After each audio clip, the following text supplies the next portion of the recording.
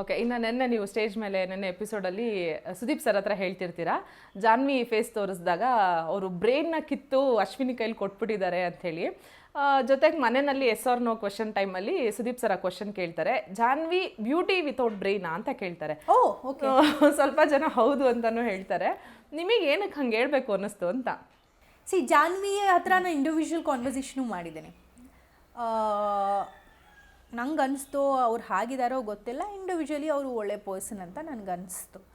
But ಅಲ್ಲಿ ಮನೆಯಲ್ಲಿ game ಅಂತ ಬಂದಾಗ ಅನಾವಶ್ಯಕ ಡ್ರಾಮಾಗಳು ಬೇಡ.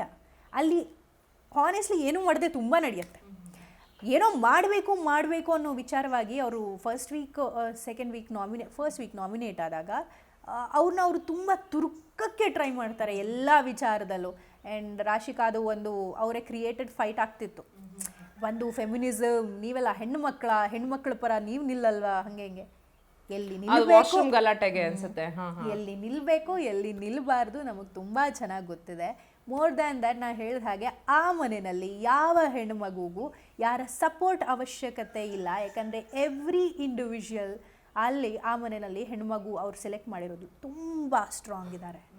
ಯಾವಾಗ ಅವ್ರ ಕೈ ಮೀರುತ್ತೋ ಆಗ ನಾವೆಲ್ಲ ನಿಲ್ಲೋದ್ರಲ್ಲಿ ಅರ್ಥ ಇದೆ.